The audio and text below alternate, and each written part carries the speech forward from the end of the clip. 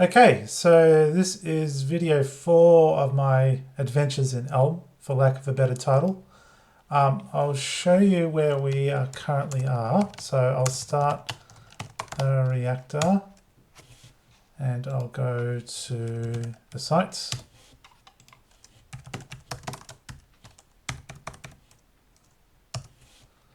All right, so if we would open the page.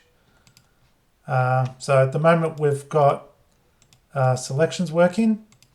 So if a user selects 4 correct words, they get registered as a correct response and get removed from the playfield. So I figured for this one we might start styling this. This is starting to look a little ugly. And from my readings of how this works, I believe that Elm does have some basic support for styling using this external package called Elm CSS. One thing that doesn't quite gel with me is the use of inline styling. I was hoping for something a little bit more like CSS. Not that it's terrible, but I don't think it's the way I want to approach it. So I think what I'll do is I'll just create a CSS file for this. Now, looking around, I don't think that's something that the Elm Reactor supports. But there is another package called Elm Live that might be useful. And I think the way it works is that it basically runs Elm Make in the background. So what I'm going to try and do is create a Elm, let's create a website. So basically an index.html, which imports a CSS file, and we'll go from there. So I've downloaded Elm Live, and what I'm going to do now is, so stop the reactor, and I want to first test this out with Elm Make. So I think if you do Elm Make output, I'll give it a target, main.javascript. Oh, I need a source file as well. The source main.elm. So what that should do is create a source file, which is basically our Elm application. And I think Elm Make should do the same thing. So if I were to type in Elm Live output. So what this should do in theory is start a web service on the local directory and build Make at the same time. Oh no, okay. Oh, I need 2 dashes.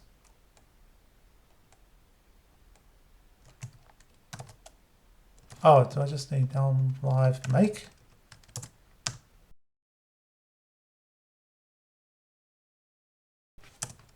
Oh, that's the second time I forgot to add the source file. So that should work. Okay, the separator is necessary. Okay, there we go. All right, so that should have started a web server. So if we were to load that here, yeah, there's nothing here because I haven't got a index.html file. So let's make that now. Index.html.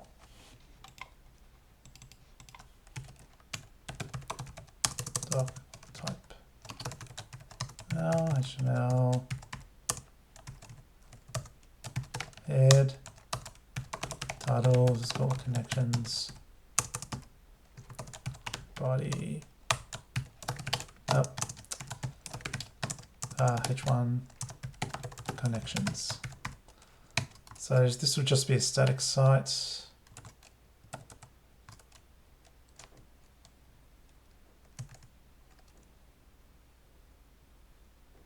Path was in a buffer receiver undefined. Interesting.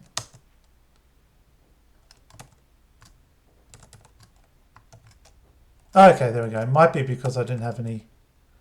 I didn't have a index.html file at the time, which, okay, fair enough.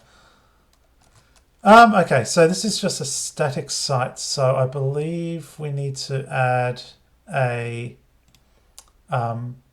basically import the Elm file. So I think if I were to go to the guide, I think there was an example of how we can use this.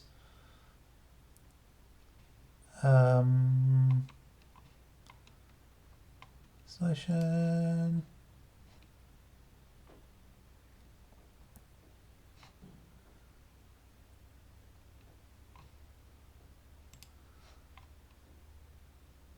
There we go. So this is how we embed it. So we do need the script. I will import the script and I'll start with the bootstrap. Well, the embed, I'm not sure what they call it. I guess they call it embedding. So basically the bit of JavaScript to bootstrap the app. Okay, and mount it in the DOM. And if I were to do script source /target /main,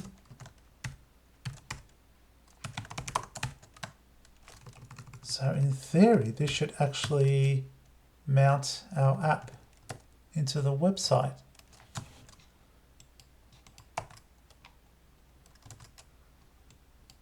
And it did not, so let's take a look and see why. Unexpected server. Oh, okay. Syntax error. Oh, why did I put a semicolon there? There we go. So now we've got our now we've got our Elm app in a web page. That's great. So in theory, we should be able to start styling it. So what I'll do is we'll add a styles.css.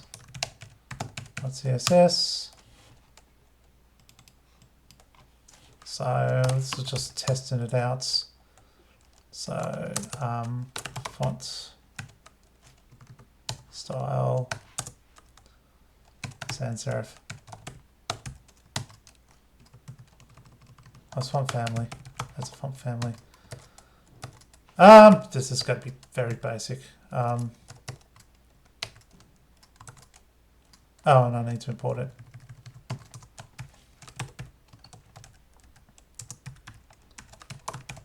Sheet href styles.css.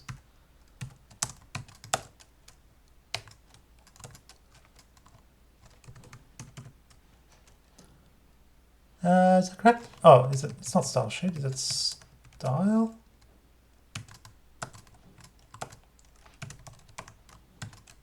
No, it is style sheet.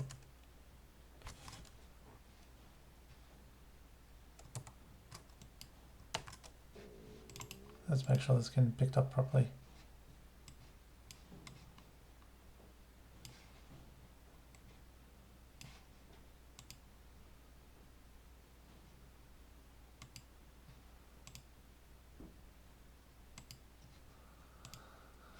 Okay, it's a bit embarrassing that I have to go to MDM to look this up already.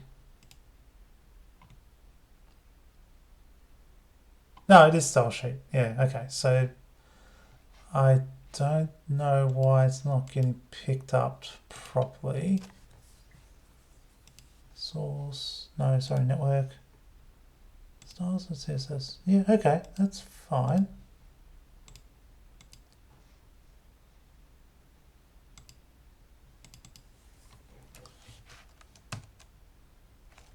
Sans serif? Oh, maybe I just got the name wrong. Oh, yeah, sans serif. There we go. And color red. Yeah, okay, so the style sheet's been picked up. I just had the font family name wrong. Okay, because I'm not a styler, I am going to cheat and use simple CSS at least at the start. So if I go to simple CSS, demo, GitHub, and I want to work out how to install it. Started. I find this style sheet to be very good, at least for basic websites. And I know I should probably develop some skills in styling this myself. Maybe later. But at the moment I'll cheat, and I will begin with this. All right, so it's got something starting to resemble a good-looking, well, okay, it's far from a good-looking website, but we're getting there. Okay, so first thing I want to do is organize this as a grid of 4. So what I'll do first is go to the Elm app and start adding some classes. Now, in order to do this,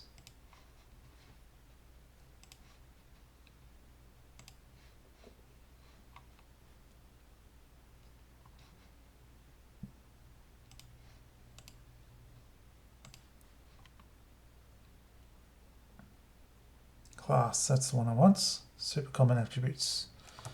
So let's go to HTML, attributes, exposing, actually we'll keep style for the moment, class.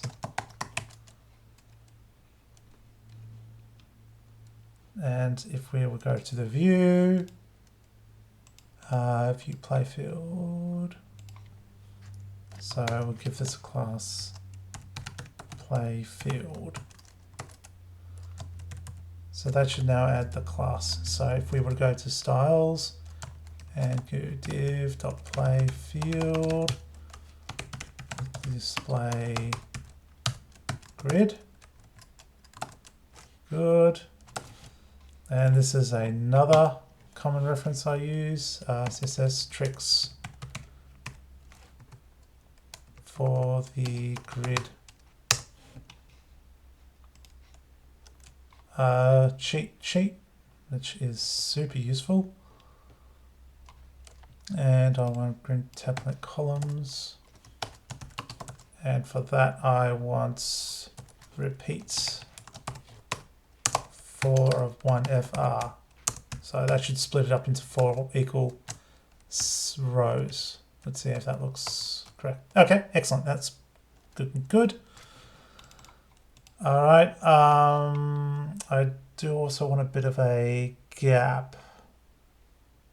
Now I think there's a way to define a cell gap as a separate attribute, or maybe I'm just imagining things.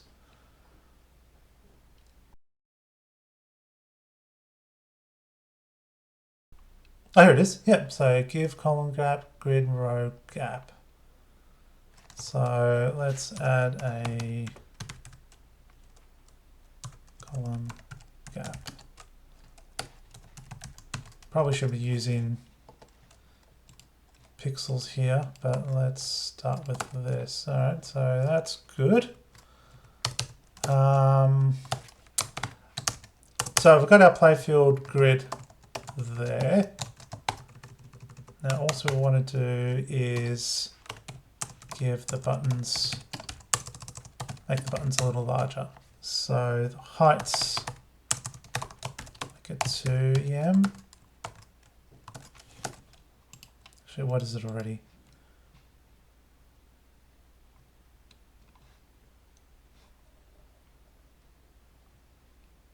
Line height normal. Okay, I'll just use the calculated.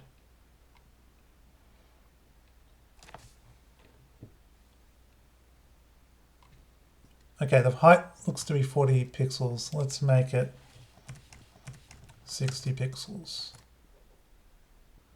Ah, well that's why I didn't get picked up, because I got buttons, not buttons. So let's try 2 EM again. Okay, let's raise it to 3 EM. There we go. That's a little better.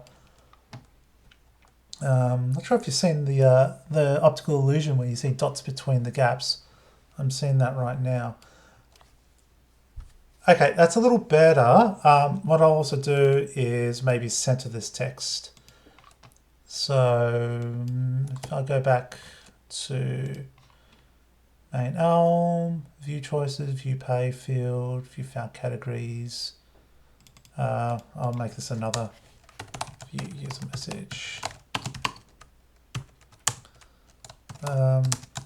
Yeah, string HTML message. View user message. Equals div.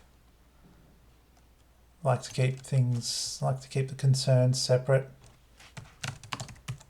even if it does mean that you'll end up writing these small little functions that do one thing.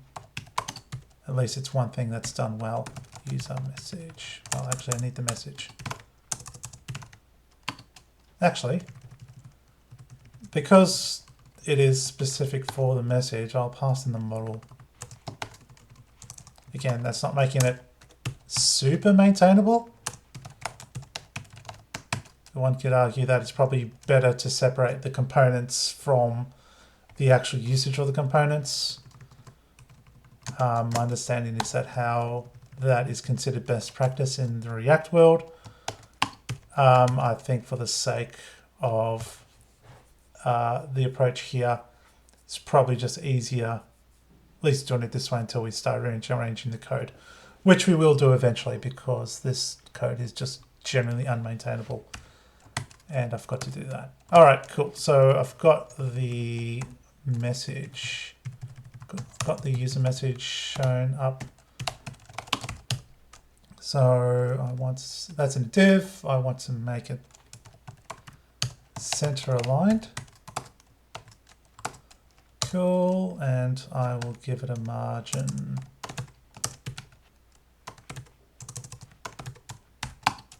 of 8.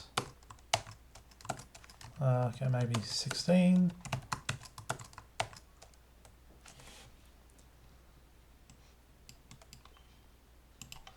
Is that one enough?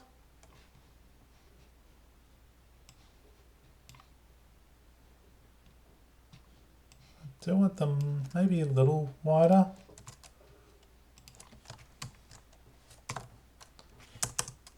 Let's go, let's double it again. Oh, whoops, that's the wrong thing. I want to double this again.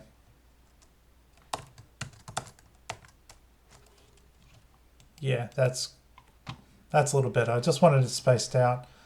And also the submit button, I want it further down and also center aligned. So let's go to view choices. We've got the choices, playfield, we've got the playfield. And so view commands, which takes a model and produces a HTML message.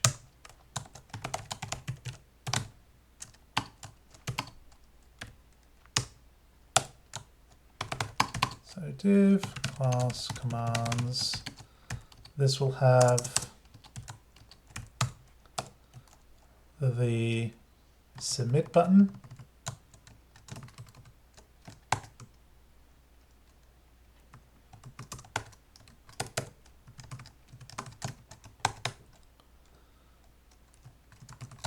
Get rid of this empty div as well. So let me do that.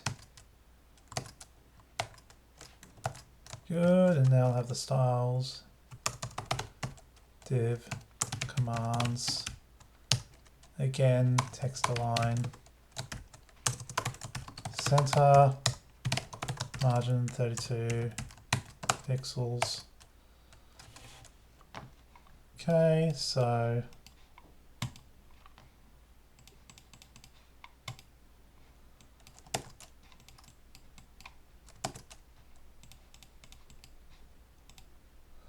yeah, these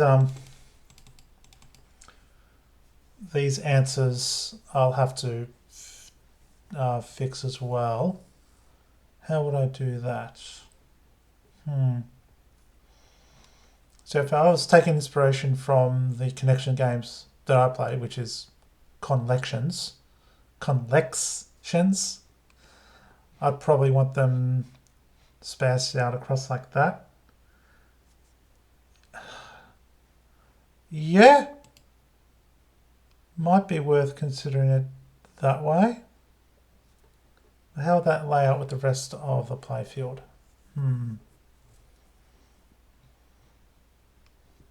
Yeah, okay, let's try this. I will adopt a style similar to what we've got for the messages, but it might be that we keep the messages around only if there is something worth showing to the user.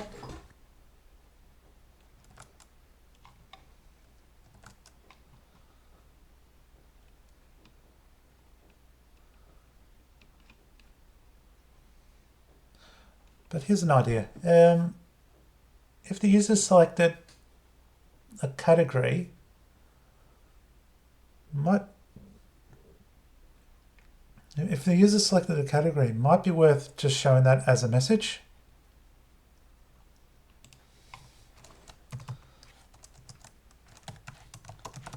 Category name.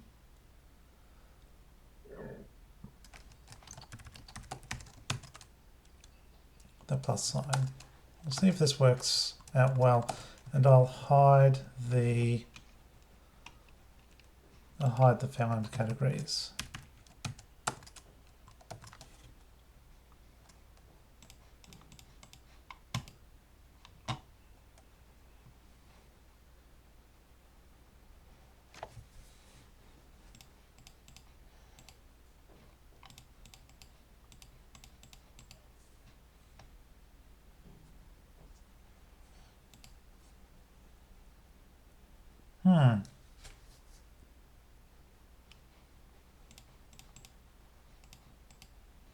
Let me think. What will look good here?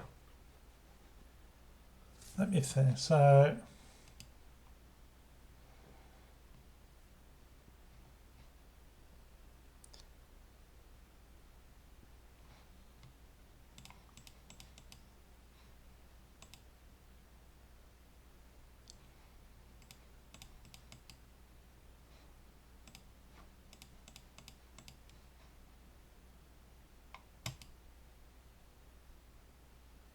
I tell you what will look good here, actually. If there was maybe a count of the number of groups you found.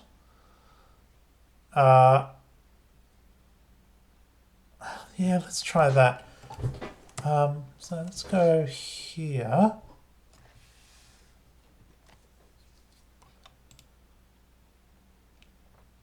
Okay, let's go here and view commands. Okay, so this is what I want. Now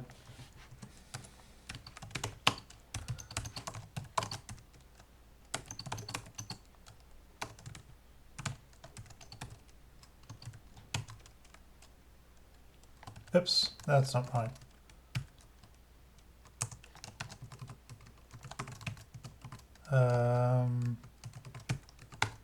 That's right.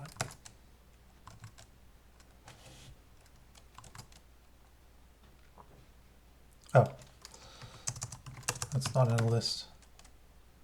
Submit one for groups. Should be below the submit.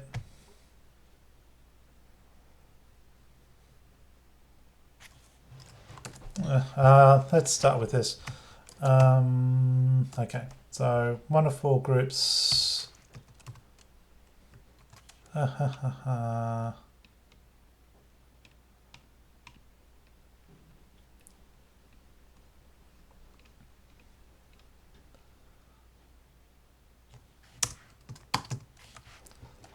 Okay, so let's do that. So found categories is a list. So I want the list.length m dot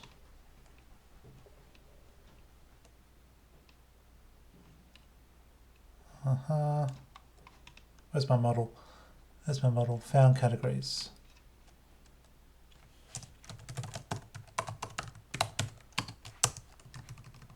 And I want that converted to from an int to a string.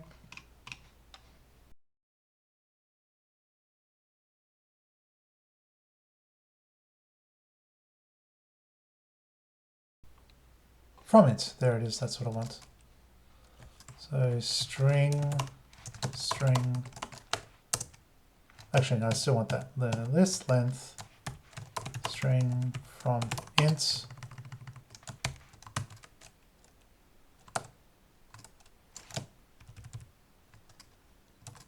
Oh, m.found categories. m.found categories. Text functions are one argument. It's got two. Oh, and I want to append it. And wrap it in a parentheses. It's interesting how the bindings work. I expected the arguments to be bound a bit tighter than the function when it comes to these sort of. Oh no, actually no, that makes sense. The order of operations is usually functions over like concatenation. Okay, it's got 04 of groups. I select some elements. We've got 1 for groups.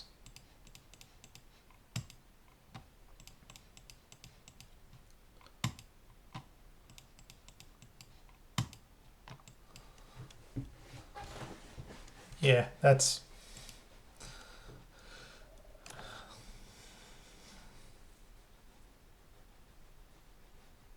Still thinking about how the styling is.